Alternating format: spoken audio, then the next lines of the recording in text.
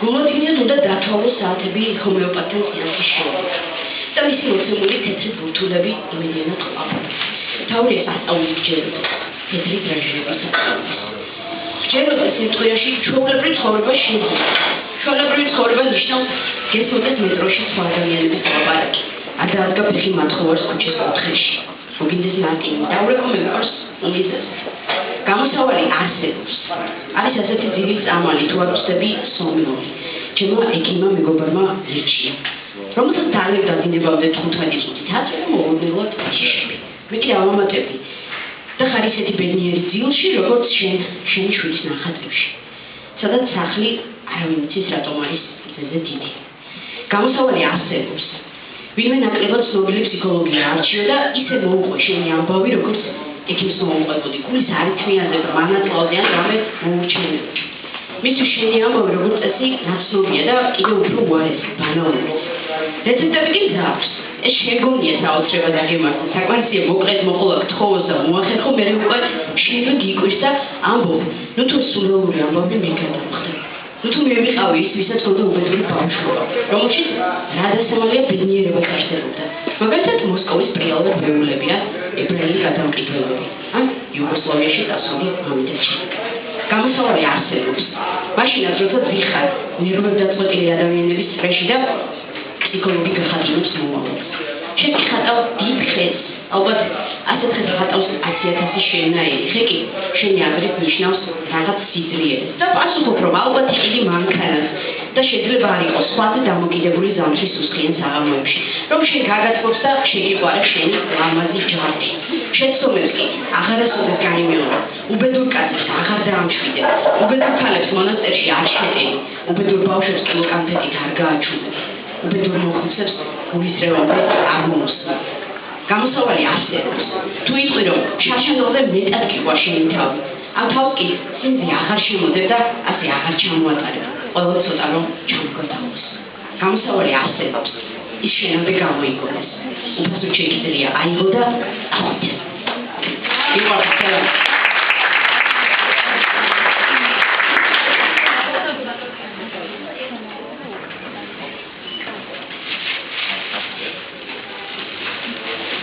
ბრილიანტის ბეჭდის ამბავი. ამის გადამიშალა რეკამის მაჩვენებდა და ეს პირველივე იყო, რაც მომცემავი კითხე და მე მეგონა რომ მე დავწერე. ბრილიანტის ბეჭდის ამბავი. დიახ, მე გავყიდე ბრილიანტის ბეჭდი. მანამდე დიდხანს ონთოლიერი. თვლები დაუთვალე, მინდე, ვაკრია. გამიხსენეს წამები, როცა მაჩუქეს. და ამ ჩუქების დანიშნულებას გამიხსენე. მოვიხმე სინდისი. და ვიფიქრე შთამომავლობაზე. დედაჩემის რეაქციაზე. ჩემს თავზე, როგორ უახლოვდები ოქროს ბირჟას, მორცხვად მიჭირავს ხელში ქორწილში ნაჩუქარი ბრილიანტის ბეჭედი. მინდა თავდენ მოვიშორო, მერე კი აღებული ფულით თმა მწვანედ შევედება. ან კაშკაშა წითელი ფეხესრელი ვიყიდო. აი მიუახლოვდი ჯერე, მერე მეორე გადამყიდველს, რომელიც მზად არის გროშებად ეხიბოს და გამყიდოს. მერე ოქრო მჭედრობს ჩემ ლინზიანი სათვალით. ისიც მზადაა სიხარულით მომატყუოს. სინათლეზე გახენ გამოხედოს, უკმაყოფილოდ თავი გადააქნიოს, გადამიხადოს ოქროში ალუმინის ფასი. მე კი ასევე მორჩილად გავცვალო, მის შეჩვეულ თბილისში ჩემი ბრილიანტის ბეჭედი. ასე გავყიდე და არც უნარმა. მას მოჰქონდა აუტანელი სევდა და მიჯაჭვობა წარსულზე. უჯრაში გამომწვეული ჯინებით, ყოველდღიურზე უკან დაბრუნებას რომ თხოვდა, მე ის თავიდან მოვიშორე, გავადავისურე. არ დაგინებოთ უგემოვნოს არდახშებში გამოკეტილი ბრილიანტის ბეჭდები. გაუგებარი მომავლისთვის გადადებული ძვირფასეულობა. ის უბრალოდ თავისთვის წინავს და არ ანათებს წყვილს.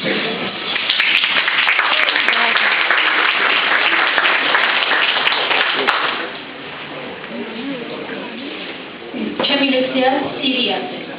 და პრინციპში ეკამთქვა, რომ თემატურად შეარჩიათ ლექსების და მართალია, იმიტომ რომ თითქმის ყოველ მეორე დღეს მიწევს ამბების თარგმნა, სირია იქნება, ავღანეთი იქნება, თუ სხვა ძალიან ძიმე ამბები. პრინციპში ეს ჩემი ცხოვრება არის. სირია ჰულავი და ჩემი პლასტელინის ღმერთი. ჯერ ჩუმად გავუბედავად დავიყვეზე, ზუსტად ისე, უკაცრიელ სახლში შეცვლისას, როგორც ვუხმობ ფილმებს სულიერს. არის საქმე დედამიწაზე. არის თუ ყველა ერთად ამოწყვით. ხებს გავხედე, აბა ისინიც თუ ხმაურობდნენ, აბა გული თუ აერიათ ხელგამოჭრილ გვამებზე მათაც და სასწრაფოდ გადაერჩეთ სახლში შვილებსაც, მათი სიცოცხლე გადაამოწმეს. შვიდად, ჩვენ სახლებს ალბათ ბომბები არ ემუქრება, შვიდად. სახლები ტყუებს აიხლებს და კიდევ კარგი ჩვენი ქვეყანა უსაფრთხოა და კიდევ კარგი როგორც ვიცით არის წილხვედრი. ეს ჩვენთვის საკმარისი მიზეზია. იქნებ მე დავყრუნდით ხომ სოფლიო კი ყვირის საკუთარ ყურებს დავაბრალებ და გავჩუქი. იქნებ ცხვითი ყვირილი საკმარისია. ჩვენ მაინც რუკაზე არ ჩანვართ და არაფერი გვითხოვ. ბავშვები დამარხეს. მას შემდეგ ხანის რიტუალადაც მეკცა. ერთად ვრცავდასავლური მედიის წამყვან ამბებს და დაჟინებით ვცდილობ. კუტრებში ბავშვები გამოვარჩიო. შემდეგ მივდივარ ჩემს მდინარე ცხადლის გოგოსთან დავყურებ და ვფიქრობ, ღმერთო, თუ მიწა შენი შექმნილია და განაწილებული და დავუშვათ მე დავიჯერო. მაგ დროს სათხარ ხოლმე, როცა ადამიანები მაგ მიწისთვის ხოცავენ ერთმანეთს, როცა შენთვის თუ შენი სახელით ადამიანები აფეთქებენ საბავშვო ბაღებს, ხოლავენ ქალებს, აყრიან მიწას და იბანენ ხელებს. ამ სოფლიოს სადგაქრება ხოლმე მაგ დროს, როცა ნება ჩემი, როცა ნება შენი, როცა ნება ჩვენი, ვასტევინის ღმერთი.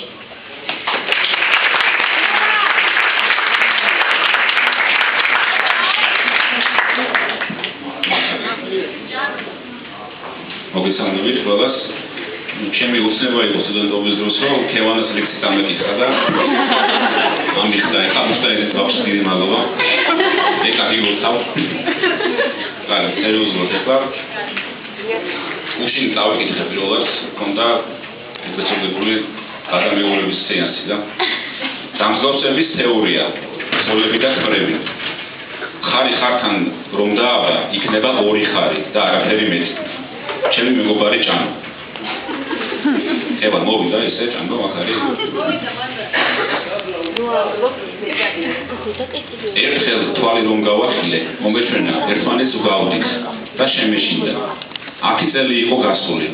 გავიფიქრე 10 წლის წინ ვინც შემიყვარდა, ვისთან ერთადაც გადავწყვიტე მქონოდა სახლი, ძვირსასრუტი, მაცივარი, ხურა, მანქანა. უთო მაშინაც ასე მგავდა და თუ მგავდა, რატომ იყო საინტერესო მასთან დარჩენა. ორივე როგორ ეტეოდა ამ ვიწრო კარში, ორი ის რატომ დადიოდა გვირას ბაზარში. ღიმილის, დგომის, სიარულის, წოლის მანერა, ერთი ერთზე. როგორ უხდებით, ერთმანეთს ასე შეაბერდით. თქვენი უგრუბლო ცხოვრებები, არასოდეს მოხვდეთ წვიმაში. და თუ მაინც თვითომიწიდან ამოიზარდა, გაშალოს დიდი შავი ხოლდა, შენთი მხარზე თავი დაადო. თუ ეს არის იდეალური წყურის ფორმულა, ასე არ მინდა, თქვი და ლოყაზე დანდა დავისვი. იპოვეთ 10 განსხვავება, თქვი და გავხდი, თქვი და გავსივდი. ადრე თითქოს ქერა ვიყავი, ახლა გავშავდი. ადრე თვალებში ფორთოხლის ქერქებს ვიწურავდი, ახლა ვამშრალე. ზულდა ფეხბურთი, ახლა უყვირი შენზე ხმამაღლა. ხრიდი ტანსაცმელს მთელს ოთახში, ახლა ალაგებ. თუ ბრაზდებოდი, უცმაწურო სიტყვების ლავა ესყოდა ოთახს. სამაგიეროდ ცივდებოდა ჩემი დარდი. ახლა კი მშვიდად, გმადლობ, ბოდიში, უკაცრავად, გადავამლაშე. ერთხელ ჩვენ გვითხრეს, ფერი ფერსა და მადლი ღმერთსა, მე კი გავწყვიტე. დღეს ისევ მიყვარს, ახლა უფრო და ჯერ ვანსხვავებ.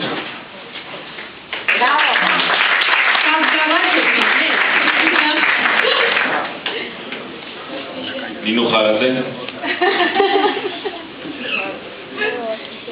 ასეთი სიკვდილის ანალიზი. ქალაქში მთელი საზოგადოების კატასტროფის მართვის დეპარტამენტი ძლიერი ქარის შედეგად და ზარალეთულ გორის მოსახლეობას პრეზიდენტებს აურიგებს. ეს მკვდარი დღეა, უნდა შევხვდეთ თავახდილ სახლებს და სახურავ გადახდილ ადამიანებს ხალხში პრეზიდენტი. მიკროფონი მუშრო და ვკითხო, რა პრეტენზიები გაქვთ ქართანის ხომ სრულიად ბუნებრივი მოვლენაა, მათ კი დაბნეული სახეებით შემოხედვა და მისგან ქარი დამნაშავეა, წითელი ჯვარი კი კეთილი, აი პრეზიდენტი. და მისგან ხელისუფლება ღორი არაჯანდაბად გვინდა პრეზიდენტი მეტი პასუხი ავარჩიო. ეს უინტერესო ანონსების დღეა, სიცხე არაფერს გამოგვიყვება. 12 უბედური მუშა საკუთარ დაბალ ხელფასებს აპროტესტებს მერე იღლება და სახლში მიდის. ასოდ გატარს სქელს ათმოში, სქელჭნიანში ათფლებინებენ და უფასო სასადილოს გამჩამდე დახურავენ. ორმა მინისტრმა შესაძლოა ერთმანეთი დაალანძღოს დიდი არაფერი, გეების აქცია მაინც დაარბინა. ამბები გუშინ უნდა გენახათ, რა სია მქონდა სულო და გულო, ბავშვის შინშილით და მოხუცი უპატრონოდ გარდაიცვალა, ჩაინგრა ხიდი მოძერილი წყლით და ტალახით. მათთან ჩაყვა 7 მანქანა, როდესაც დარწმულმა სხვა კონტინენტზე სკოლა დაწყვილა, ნაღმი აფეთქდა. ჩვენ პირდაპირ ეთერში ხონდა ყოველდღიური. ეს მგზავრია ფესტივალს და გამოვაცხადებ.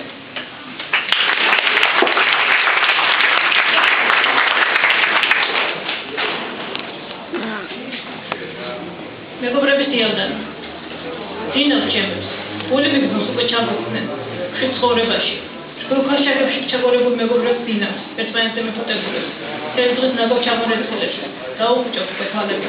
გვიანია, სხვანაირად არ შეიძლება. ვინც იბრძნებს დაბერდება, სხვას გავშებო გაუჩნდება დილიანი. ისვისაც ომი ისევ გრძელდება, მას დაძინება არ უწერია. სამწუხაროდ ძალიან მიყვარს. ყოველ ღამეს გადავამოწმო. ხომ არაფერი არეულა. სიჩუმე ჩემთან დამკვაცელი, ძალებულად განსხვავდება სიჩუმისაგან, რომელიც დადგება სახლებში დაძინების პირობას. ხომ უფრო მეტი ფული დარჩა დახარჯვის მერე, ხომ განსხვავდება მათი დარდი ჩემი დარდისგან შემთხვევით, მასაც ხომ არ გაზომეს სახურავიდან მტენა მიწამდე. შვიდად იცინეთ მეგობრებო, შვიდად იცინეთ სისხლისმსვლელებო, ხანდახან სისხლის გადამსხმელებო. თქვენს რო ჩემსავით ალიფით იცით მიწაზე, გასაბერგუში შეჭილებული. ხელებით კი მისწოდეთ სისხლს სულად არ მიჭარბეთ. თქვენს რო ასე რას ჩამეჭირეთ.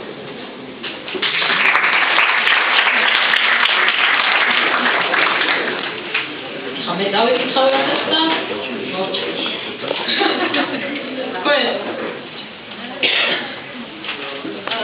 ძალიან არ მოგაწონია, თავი ორ ლექსს დავიკითხავ. ერთ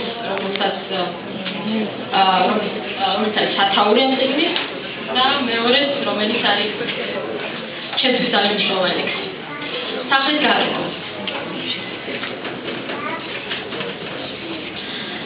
სახლს აქვს ერთი აივანი, ორი სართული, ავტოფარეხი დახვეული კიბე მანძილდა. რკინის ჭიშკრის ორივე მხარეს ყვავილების ხეივანია, მანდარინის ხეების მწკრივი, ფარი ზურგითა. შინაური ცხოველები არ ყოლია.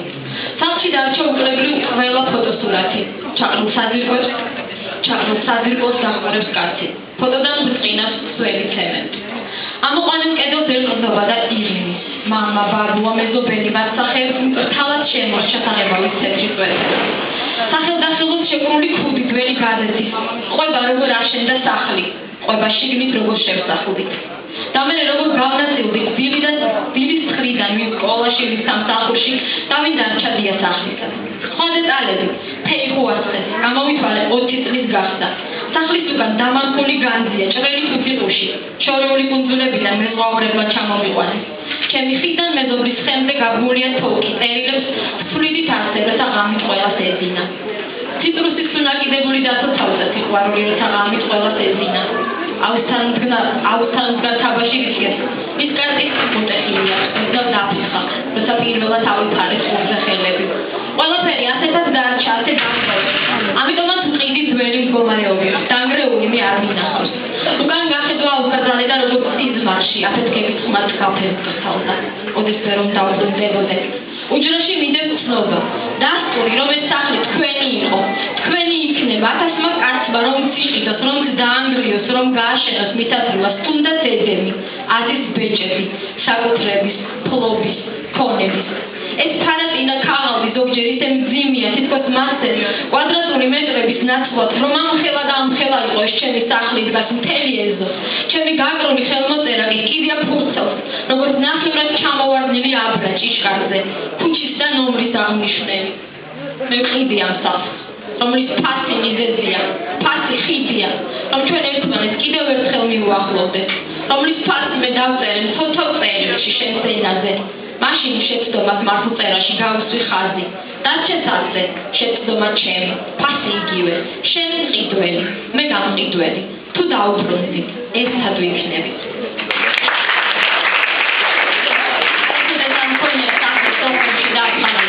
საფხაზი მეგობარი ყოლია, მაგრამ ეს არის ქვეყანას ჩემი ძალიან დიდი სურვილი, რომ ადამიანებმა დაუბრუნოთ ერთმანეთს და არ მივიქცეთ ძალიან ბევრი რაღაც ტერიტორიები. და ბოლოს ეს ლექსად ავიხმაროთ